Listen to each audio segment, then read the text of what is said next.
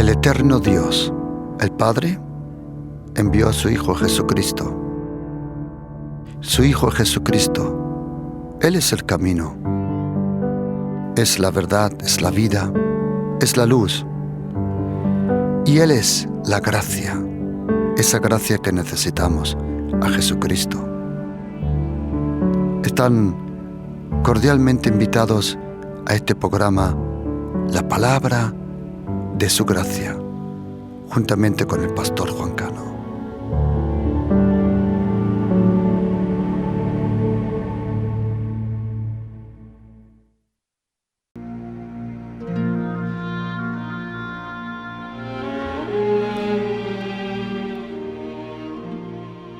Este mandamiento, hijo Timoteo, te encargo para que conforme a las profecías que se hicieron antes en cuanto a ti, milites por ellas la buena milicia, manteniendo la fe y buena conciencia, desechando la cual naufragaron en cuanto a la fe algunos, de los cuales son Himeneos y Alejandro, a quienes entregué a Satanás, para que aprendan a no blasfemar.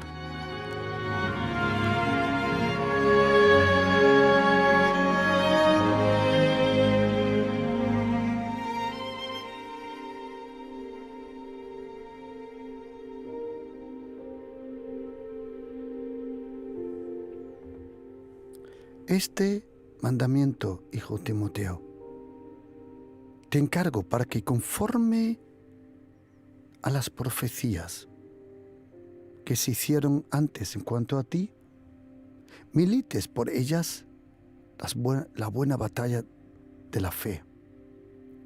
Esa buena batalla de la fe. ¿Cómo se lucha esa buena batalla de la fe? No son armas carnales, no son armas de un ser humano, sino como el apóstol Pablo dice, son poderosas para destruir, sean fortalezas, pensamientos, cosas altivas. Para un enemigo invisible necesitas justas las armas que el Señor te pone a disposición. ¿Qué puede ser una arma en nuestra guerra? Esa guerra espiritual que de vez en cuando, no siempre, pero de vez en cuando sientes. Cuando tú percibes, como cristiano, que un poder diabólico invisible está intentando de traer presión, estrés, que parece que te está ahogando. Todos nosotros hemos experimentado eso. Todo cristiano que de verdad quiere avanzar en el reino de los cielos, que quiere avanzar en su relación con el Señor Jesús, que quiere ganar personas para el Señor Jesucristo, antes o después vas a tener confrontación contra poderes diabólicos. Entre nosotros cristianos hay dos extremos. El uno son aquellos que ignoran que existen demonios, que ignoran que existen ataques diabólicos y que todo lo intentan de explicar de una forma humana, con psicología, con otras cosas. Pero luego existe otro extremo, que probablemente es más peligroso todavía. Es aquel que detrás de cada problema ve a un demonio, al diablo. Todo es del diablo, todo es diabólico, todo es malo. Y probablemente ese extremo es peor todavía que de otro. La verdad es que ni lo uno ni lo otro es completamente la verdad. Algunos ignoran los poderes diabólicos y algunos detrás de cada problema ven un problema diabólico. La cosa es así, que en el libro de Eclesiastés dice que hay tiempo de guerra y hay tiempo de paz. No todos los días vas a tener ataques diabólicos. Los tendrás, pero no todos los días. No todos los días. Todos los días tendrás preocupaciones, sí, pero eso no significa que tienes ataques diabólicos. Los demonios se aprovechan de los problemas. Muchas veces ellos no son los que provocan los problemas, sino los que se aprovechan de los problemas. Ellos se aprovechan de algo que ya está presente. El apóstol Pablo nos dice, escribiéndole, como él dice, oh hijo Timoteo. En todas las cartas del apóstol Pablo solo hay 3 personas a quien él le llama hijo. Una es aquí, la podemos leer en 1 de Timoteo 1, lo podemos leer. También dice en versículo 2, a Timoteo, verdadero hijo en la fe. Y luego, la segunda persona a quien el apóstol Pablo le llama hijo es a Tito. En la carta de Tito, capítulo 1, versículo 4, le llama a Tito, verdadero hijo en la común fe. La tercera persona a quien el apóstol Pablo le llama hijo es aquel a quien conocemos como Filemón, en el capítulo 1, versículo 10. De los 27 colaboradores que tenía el apóstol Pablo, solo a 3 le llama hijo y a pocos le llama amigos. Es interesante. Hijos, amigos. Y el apóstol Pablo le escribió 2 cartas a este discípulo, Timoteo. Si tú eres pastor, si eres ministro, si eres anciano, si eres líder de un grupo, yo te aconsejo que estudies profundamente las 2 epístolas del apóstol Pablo a Timoteo. Son importantísimos para el ministerio y la vida de un pastor, de un ministro. Aquí en 1 de Timoteo 1:18 dice, este mandamiento, interesante, algo que el apóstol Pablo normalmente no hace, pero aquí dice, hijo Timoteo, te encargo para que conforme a las profecías que se hicieron antes en cuanto a ti, dice, luches, milites por ella la buena milicia, la buena batalla de la fe. ¿Qué es eso? La buena batalla de la fe. En 1 de Timoteo 1:18 habla de estrategia, la milicia.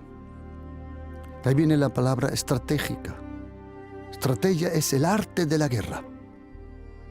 Pero en 1 de Timoteo, capítulo 6, versículo 12, usa otra palabra para la guerra espiritual. Cuando dice, pelea la buena batalla de la fe. Cuando dice pelea, esa palabra pelea, de ahí viene la palabra agonía, dolor. Es interesante, de vez en cuando hay dolor en esta guerra espiritual. Luego en segunda carta de Timoteo, capítulo 4, versículo 7, dice el apóstol Pablo, he peleado la buena batalla. ¿Por qué dice he peleado la buena batalla? Así como existe la buena batalla, existe también malas batallas. Ten cuidado que el enemigo no te involucre en malas batallas. La buena batalla es la batalla de la fe. ¿Qué son malas batallas? Hay un ejemplo impresionante en la Biblia. Una mujer llamada Abigail, esposa de un hombre con un muy mal carácter, a quien David en su momento le protegió las ovejas cuando estaba huyendo de Saúl. David en ese momento se encontró con un hombre y a ese hombre David le protegió las ovejas. ¿Por qué lo hizo? Porque era algo común en la vida de David. Él protegió las ovejas de su papá y cuando estaba huyendo también protegió las ovejas de este hombre. Y en un momento David tiene hambre con sus soldados, envía a este hombre Nabal y le pregunta si le puede dar de comer, y este hombre insulta de una forma a David que David dice: ¿así? Pues ahora te vas a enterar. Dice a los caballos: vamos a por él. Y cuando David viene para luchar contra ese hombre porque le deshonró, la mujer de ese hombre se llamaba Abigail. Y ella sabía que su esposo era muy bruto, muy insensible. Y ella sabía que David era el ungido de Dios y el próximo rey de Israel. ¿Sabe lo que hizo? Dice la Biblia que ella preparó comida. Dice la Biblia que ella preparó panes, higos secos, 100 racimos de uva, 5 ovejas, 2 cueros de vino, 200 panes, y dice la Biblia, y lo cargó todo en el asno. Le dijo a su criado: id delante de mí. Pero no le dijo nada a su esposo. Cuando David viene a luchar contra Nabal, la palabra Nabal en hebreo significa, nosotros le decimos insensato, pero no hay mejor palabra para Nabal en español que esta: idiota. Es lo que más te explica cómo era este hombre. Y dice la Biblia, este hombre insensato, ella no le dice nada. Ella se acerca y ella le dice a David, en 1 Samuel capítulo 25-28, yo te ruego que perdones a tu sierva esta ofensa, pues el Señor de cierto hará casa estable a mi señor, a David. Y ahora oye esto: por cuanto mi señor pelea las batallas del Señor. Esta mujer, Abigail, ella protegió a David de hacer una falta grandísima, de tomar la batalla en sus propias manos. Cuando tú te quieres vengar, cuando tú quieres con armas humanas, con bullying, con hablar mal de otro, te estás ensuciando a ti mismo y tú mismo te estás descualificando de lo que el Señor puede hacer en tu vida. Quiero que me des un poco de tiempo porque quiero decirte una cosa. Que en esta guerra espiritual contra los demonios no la vas a ganar porque chillas mucho. No vas a ganar porque te comportas histéricamente. No. A la guerra se tiene que ir con sabiduría y bien armado. Siento en este momento como una palabra profética, ahora en este momento, que hay mucha presión en este país, en tu vida. Hay una guerra impresionante en el espíritu. Pero el Señor, como dice Isaías 13, versículo 4, ha pasado revista y ha llamado a quien puede llamar, porque Él no puede llamar a todos a la guerra. No todos, los que se llaman cristianos, tienen la resistencia, la disciplina y la fe para resistir a esos poderes diabólicos. La Biblia, a través del apóstol Pablo, nos dice que nosotros somos la novia de Cristo. Todos los cristianos, todos, absolutamente todos, son parte de la novia. Seas católico, evangélico, presbiteriano, adventista, todos son parte de la novia. Pero no todos los cristianos son parte del cuerpo. Y déjame explicarte por qué. El que no está involucrado en una iglesia local no es parte del cuerpo. Si tú trabajas como interna, si tú trabajas todo el tiempo, no puedes ir a una iglesia, pero te gustaría estar en la iglesia, de ti no estoy hablando, tú tranquilo. Tú eres parte de la iglesia en tu corazón. Eso es otra cosa. Pero hay muchos que van por libre. Esos son los que más problemas hacen. Rebeldes, cabezones, cizaña y algunas veces hijos del diablo. De eso no estoy hablando. La primera categoría de cristianos somos todos. Somos parte de la novia. Luego, pero no todos, somos parte del cuerpo. Y tercero, y ahí son menos todavía, somos parte del ejército. Porque no todos los cristianos, y no porque no pudieran, sino por su propio estilo de vida, no son aptos para esta guerra. Porque tienes que saber una cosa, queridos. La guerra es del Señor, la batalla es de la iglesia y la lucha es nuestra. Lo repito otra vez. La guerra es del Señor.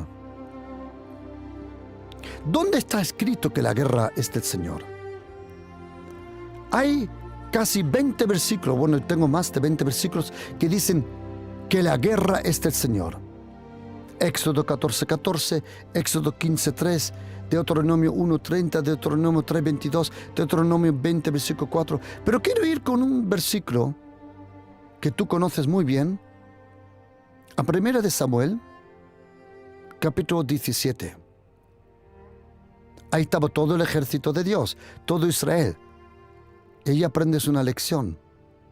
¿Estaban todos presentes? Sí. Pero solo uno luchó. Y vino un pastorcito. Y Saúl le dijo, tú no puedes luchar. Y David profetizó sobre su propia vida y dijo, tu siervo era pastor. David sabía que ese día iba a cambiar. Queridos, ladies and gentlemen, mira, si actúas bien en el día de la batalla, un nuevo capítulo de tu vida se va a abrir. Si actúas bien en tiempos de presión, si actúas bien en tiempos de guerra, quiero decirte que una tierra prometida te está esperando. Porque los violentos arrebatan el reino de Dios. Y David dijo, tu siervo era pastor. Quiero decirte que cualquier Goliat, situación que se enfrenta a tu vida, si actúas bien, confiando en la gracia de Jesucristo, no en tus propias fuerzas, en la gracia. Y queridos, es el poder de la palabra. Es el poder de la palabra que deja temblar los demonios. Los demonios se tienen que someter a la palabra de Dios porque su jefe, Satanás, en el desierto también tuvo que someterse a la palabra de Dios a través de la boca de Jesucristo. Tienes que aprender versículos de memoria. Tienes que citarlos cientos de veces. Cientos de veces tienes que citar la palabra, porque la palabra de Dios es viva y eficaz y más cortante que toda espada de doble filo. Hebreos 4, versículo 12. Esa palabra doble filo en griego se llama distomos. Y distomos significa dos bocas. ¿Cuándo recibió la palabra un filo? Cuando Dios la habló.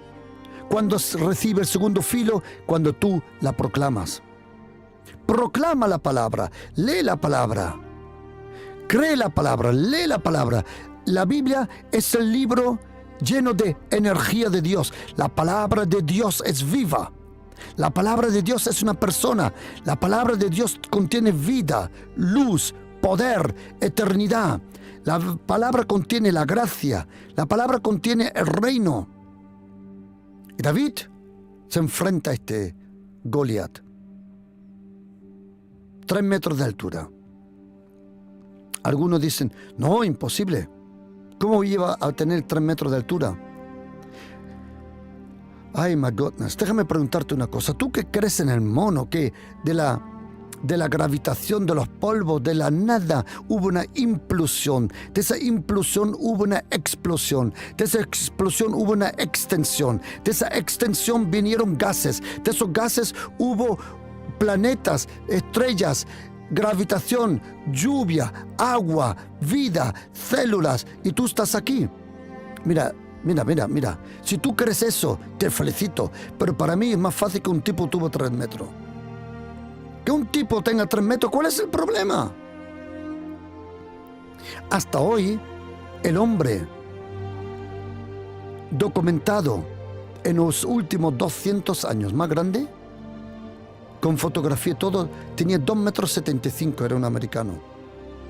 2,75. Goliat tenía 3 metros. Y viene este pastorcito. Y dice la Biblia que David se le enfrentó, y ahora oye esto. Y sabrá toda la congregación, 1 Samuel capítulo 17, versículo 47. Y sabrá toda la iglesia, congregación, en hebreo, el que es valente en griego, eclesia, y toda la congregación sabrá que el Señor no salva con espada y con lanza. Y ahora óyete, porque del Señor es la batalla. ¿Sabes lo que es gracioso?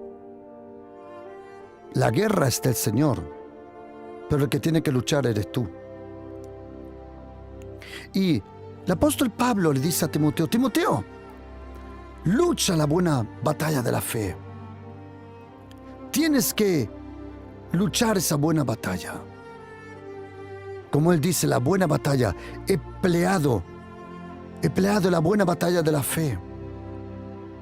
Oh, hijo Timoteo, te encargo que con esas profecías, las profecías, ¿para qué son profecías? ¿Cómo vienen profecías a nuestra vida? La profecía puede venir a tu vida por audición, significa que se oye, por visión, significa que se ve, o por inspiración, que el Espíritu Santo te lo transmite a tu espíritu. Y la palabra profética de Dios se transmite de 3 formas. Verbal, así dice el Señor. Luego, literal, la palabra escrita del Señor. O luego, como el profeta Isaías, que anduvo desnudo, el profeta Ezequiel, que se tuvo que cortar la barba, el profeta Oseas, que tuvo que casarse con una prostituta. También se puede transmitir dramatúrgicamente, como un drama, como un teatro. ¿Cómo viene la palabra profética a nosotros? Atención. La palabra profética viene por escritura, cuando lees la Biblia, por el don, cuando una persona con un don, talento, ministerio profético te lo da. Puede venir por sueños, puede venir por un directo hablar audible del Señor, o son situaciones que el Señor usa para hablarte proféticamente. Pero ahora oíme una cosa. Toda palabra profética que no es acompañada de tu vida de santidad y temor a Dios y de oración no se va a cumplir. Déjame explicaros una cosa. El que me diga que todo se cumple automáticamente, tú no has comprendido nada. Porque si el Señor habla, tú tienes que reaccionar conforme a lo que has oído. Como dice el apóstol Pablo a la iglesia en Éfesos capítulo 4, a partir del versículo 1, andad, vivid conforme a la vocación que Dios te ha llamado. Si el Señor te da una palabra profética y tú percibes que es el Señor, Tienes que vivir conforme a esa palabra profética. Tienes que orar por esa palabra profética. Toda palabra profética que no sea acompañada de tu fe y de tu oración no se va a cumplir. En el año primero de su reinado, dice Daniel en Daniel 9, versículo 2, miré yo atentamente en los libros el número de los que habló el Señor a través del profeta Isaías, que habían de cumplirse 70 años. Daniel, él vivía en Babilonia, pero él conocía las profecías del profeta Jeremías. Jeremías, él profetizó que 70 años el pueblo iba a estar cautivo en Babilonia. Cuando llegaron ese tiempo y cuando Daniel estuvo leyendo esa profecía, ¿qué hizo? Conforme a esa profecía, él empezó a orar. Por eso el apóstol Pablo le dice a Timoteo que conforme a las profecías que se hicieron en tu vida, querido, una palabra profética, yo personalmente creo en palabras proféticas. También he visto muchos petardos profetas que no son profetas, que son falsificantes. Lo he visto, lo he experimentado, que son charlatanes, absoluto. Hay personas que no son profetas, que saben leer la situación de la persona. Y es interesante que algunos profetas siempre solo le están profetizando a la familia del pastor y al pastor. Es interesante. Yo creo en profecías.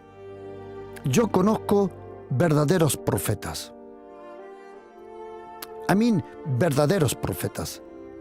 Yo creo en la palabra profética. Yo lo creo de todo corazón. Lo he visto, lo he experimentado, lo sé.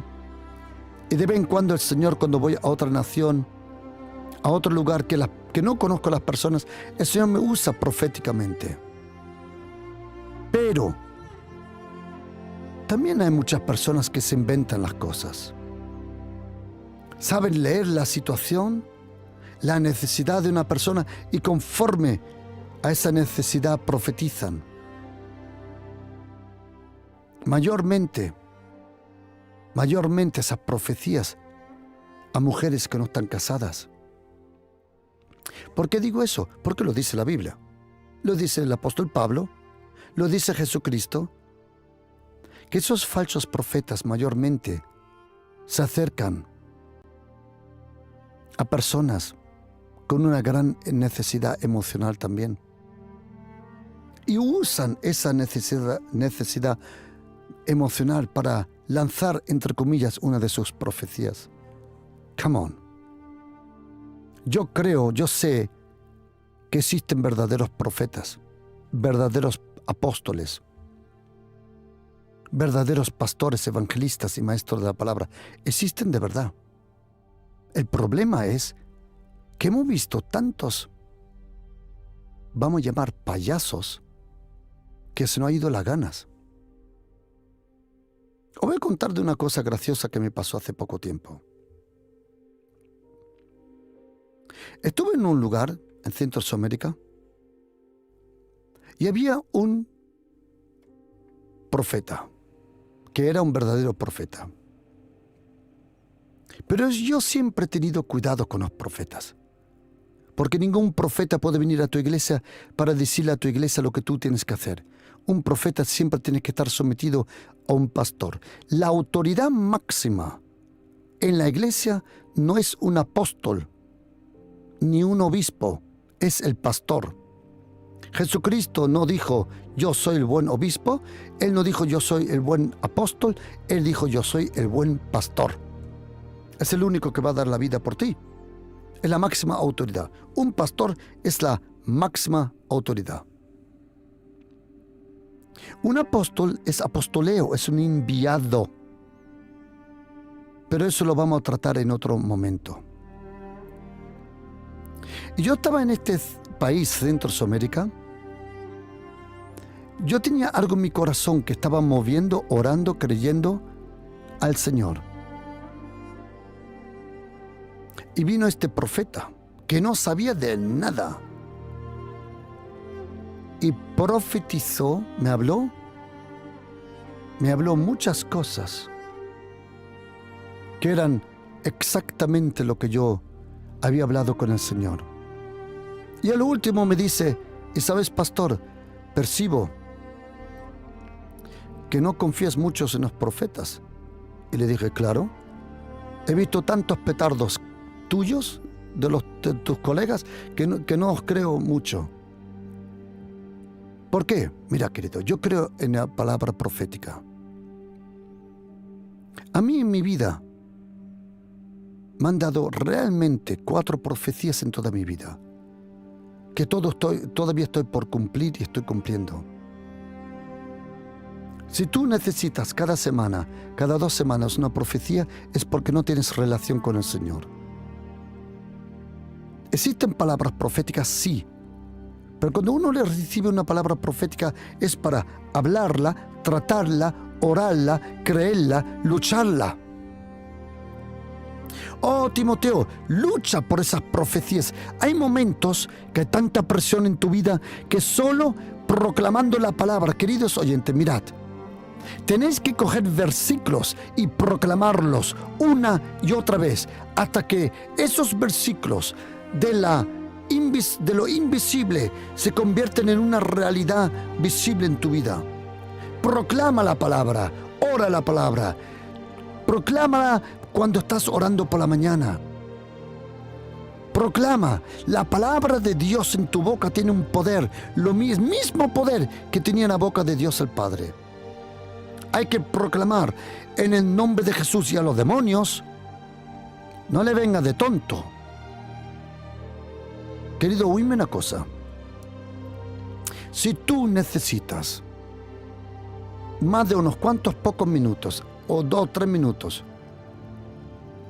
echar un demonio fuera, hay un problema. O el problema eres tú, o el problema es la persona. Déjame explicarte. Yo conozco personas que dicen, estuve orando horas por una persona para sacar un demonio. A ver, tú me vas a explicar, tú me vas a explicar a mí que un demonio te puede resistir horas. Si un demonio te resiste horas, es porque tú no tienes ninguna autoridad. Y el demonio se fue porque estaba aburrido de ti. Más, no creo ni que se fue, se escondió. Si tú necesitas horas para librar a una persona, el que a lo mejor necesita liberación eres tú. Queridos, voy a preguntaros una cosa. ¿Cuál demonio, demon, puede resistir al nombre de Jesucristo? Ninguno. ¿Sabe cuál es el problema? Que si tú solo pasas minutos orando en la intimidad con Dios, necesitas horas para librar a una persona. Pero oíme un secreto, si tú estás horas con el Señor, necesitas un instante para librar a una persona. Los demonios tienen que salir rápidamente de una persona. Si no salen rápido, hay dos problemas. O es tuyo o de la persona. Yo estuve orando una vez por una persona, le ordené a ese demonio salir, y el Espíritu Santo me dijo, deja de orar por ella, el demonio no va a salir. Y yo dije, quité la mano y dije, un momento, ¿por qué, Señor? Y el Señor me dijo, porque ella no quiere que el demonio se vaya. Ella quiere que el demonio se quede con él, con ella. Otra cosa, demonios no salen fuera poniendo las manos. No hay ni un versículo en la Biblia que Jesucristo, ni el apóstol Pablo, ni Pedro, poniendo las manos, los demonios salían fuera. Los demonios no salen por imposición de manos. Ellos salen porque tú le ordenas en el nombre de Jesús. Te ato en el nombre de Jesús, te reprendo y te ordeno, sal ahora de esa persona. Otra cosa. no le hables a los demonios en nuevas lenguas, porque ellos no comprenden nuevas lenguas. Yo he visto gente que empieza a hablar nuevas lenguas sobre una persona endemoniada. Hey, come on. Hey. Los demonios no saben comprender las nuevas lenguas. ¿Pueden imitarlas? Sí. ¿Las comprenden? No. Me han dicho, pastor, yo he visto a un endemoniado hablar en nuevas lenguas. Un rollo has oído. Pueden copiar el sonido, pero no el contenido. Atención, los demonios pueden copiar el sonido, pero no el contenido. Hay personas que saben imitar a un perro o a un gato, pero es el sonido, no es el contenido. Todos los perros, los gatos se dan cuenta que es un falso. Por eso, los demonios salen en el nombre poderoso de Jesucristo. Porque estamos en una batalla. Y déjame cerrar con este último pensamiento, porque quiero compartirlo con vosotros. Y ahora, oídme, queridos oyentes. En esta guerra espiritual,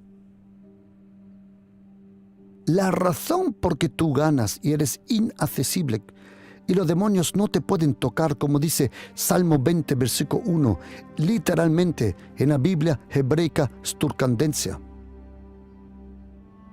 Me han preguntado, pastor, ¿cuál es la mejor Biblia en español para orar?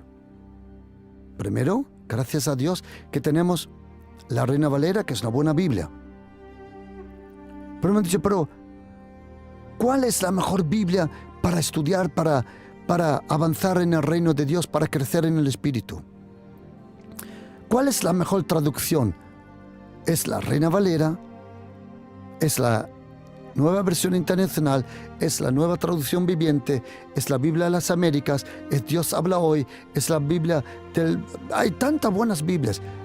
Vale. Hoy os quiero decir cuál es la mejor Biblia en castellano. Existe una Biblia en español que es para mí comprender, es la mejor Biblia que existe para crecer en el Espíritu, para avanzar en el reino de Dios. La mejor Biblia que tú puedas leer, la mejor Biblia que tú puedes tener para avanzar. ¿Sabes cuál es la mejor Biblia? Es la Biblia que lees. La Biblia que tú leas es la Biblia que el Espíritu Santo use.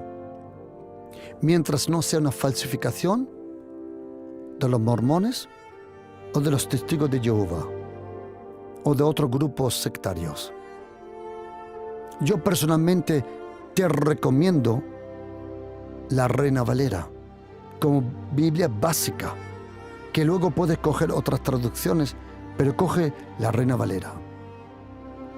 Y en el texto hebreo de Salmo 20 dice, el nombre de Dios te defiende, dice en español. Pero en hebreo dice, el nombre del Señor te haga intocable, untouchable. El nombre de Dios te hace intocable. Porque en esta guerra, queridos, en esta guerra, no te sirve nada chillar, clamar histéricamente como unos cuantos locos por ahí. No. En esta guerra, ¿sabes cómo se llama el traje de camuflaje? Humildad. ¿Y sabes cómo se llama el traje de combate? Santidad. Porque en esta batalla, si haces lo que hicieron Himeneos y Alejandro, dice, lucha la buena batalla manteniendo la fe y la buena conciencia. Manteniendo la fe, mantiene la fe. Querido, no te dejes robar la fe. No te dejes robar la fe. La fe en Jesucristo. Dice, mantén la fe y la buena conciencia. ¿Qué es eso, conciencia? Déjame explicar lo que es conciencia. brevemente. Yo no te voy a hablar de algunos que graciosamente, si tú no conoces a Jesucristo, el creador de la conciencia, ¿de qué subconsciencia me vas a hablar tú? Sea Freud, sea uno de los otros, no importa. Atención, la Biblia no habla de subconsciencia, habla de la conciencia. Esa palabra conciencia es una palabra interesante. En la carta de los Hebreos, capítulo 9, versículo 14, dice que nuestra conciencia está lavada con la sangre de Jesús. Pero ahora oye una cosa. En hebreo, la palabra conciencia proviene de la palabra, o es justo la palabra, ¿quieres saberlo? Riñones. Como dice la Biblia en Salmo 16, dice que de noche, yo creo que en español dice mis extrañas, creo que dice en español, a ver, dice en español que mis extrañas, o ¿cómo se llama? Me enseñan, sí. ¿Saben lo que significa conciencia? En hebreo, riñones. Pregunta, ¿qué hacen los riñones? Los riñones, de una forma fácilmente explicado, un médico te lo puede explicar, claro, mucho mejor que yo. Los riñones limpian la sangre. En Salmo 16, versículo 7 dice, aún en las noches me enseña mi conciencia. En hebreo, aún en las noches me enseña mis riñones. Si tus riñones están mal, los riñones no pueden limpiar tu conciencia, tu sangre. Y lo que son los riñones en tu cuerpo es la conciencia en tu espíritu. Si tus riñones están mal, tienes que ir a una diálisis todas las semanas, 3 veces, si no me equivoco. ¿Sabes? Si tu conciencia no está bien, tu personalidad está podrida por dentro. ¿Y sabes? Eso es lo que pasa en la guerra espiritual. Que si te afrentas a estos demonios, quiero decirte que ellos te van a acusar de todo. Y tienes que tener la conciencia lavada con la sangre de Jesucristo. Es la sangre de Jesucristo que purifica tu conciencia profundamente. Déjame dar solo una anécdota. Atención, para que veáis el poder de la presencia de Jesucristo.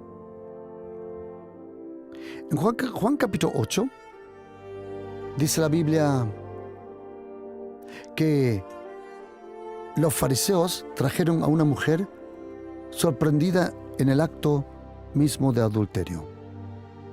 Traen a esta mujer, acusan a esta mujer, acusan a Jesucristo, le llevan a la tentación. Jesucristo dice, el que no tenga pecado, que tire la primera piedra. Y dice la Biblia, pero ellos al oír esto, Juan 8, versículo 9, acusados por su conciencia, salieron uno a otro. ¿Queréis saber una cosa, querido oyente? Mire, por la mañana, cuando los fariseos y los escribas buscaron a esta mujer, su conciencia estaba muerta, la de los fariseos. Cuando la llevaban pegándole por las calles, arrastrándola, su conciencia estaba muerta. Cuando la llevaron al templo, su conciencia estaba muerta. Cuando acusaron de lejos a Jesucristo, su conciencia estaba muerta.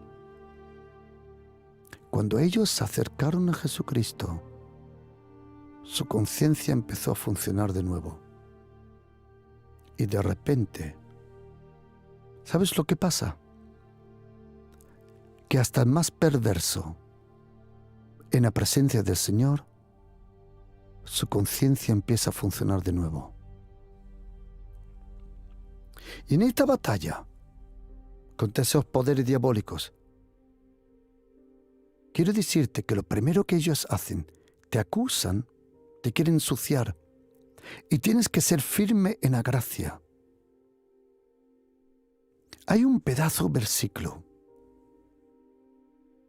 Claro, algunos dirán, sí, pastor, entre Génesis y Apocalipsis, claro. Pero hay un versículo en la carta de Hebreos, capítulo 13, y os invito que mirad conmigo Hebreos 13, dice, versículo 9, no os dejéis llevar por doctrinas diversas y extrañas, porque es buena cosa que vuestro corazón esté firme en la gracia. Queridos, en esta batalla, y te pido por favor, ponte firme, lucha esta buena batalla por el amor de Dios. Es tiempo de ganar esta batalla, es ahora, es ahora. Hay algo en este momento en el mundo espiritual.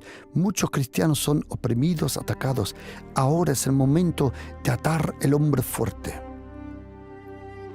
Tú tienes que decir, yo te ato en el nombre de Jesús. Ese poder diabólico que me ha atacado, yo ato al hombre fuerte. Aunque en griego, en Mateo capítulo 12, versículo 29 al 30, y en Marcos capítulo 3, 25, 27, no aparece la palabra antropos, el hombre. En griego dice el ischios. Ata al hombre fuerte, ata ese poder diabólico, átalo en el nombre de Jesús. Reprende, querido cristiano, por favor, lucha la buena batalla de la fe, ponte la armadura, es tiempo de ganar la batalla, come on. Es tiempo de ponerte la armadura, es tiempo de decir, yo en mi casa serviremos al Señor, es tiempo de entrar a la casa del hombre fuerte y arrebatar todo lo que te ha robado, es tiempo de reprender a esos poderes diabólicos. Tú no eres una víctima, o como dijo esa mujer, tú no eres una víctima. Tú no eres una víctima. Vamos, ponte la armadura de Dios, ninguna arma forjada. Vamos, come on, póntelas, ponte la armadura. Es tiempo de luchar por tu familia, por tus sueños, por tus metas, come on. En esta vida nada será regalado, menos la gracia. El Señor te regala la gracia para que puedas alcanzar todo, pero te lo tienes que luchar en el nombre de Jesús. Y el que te diga que no es así, no ha comprendido nada.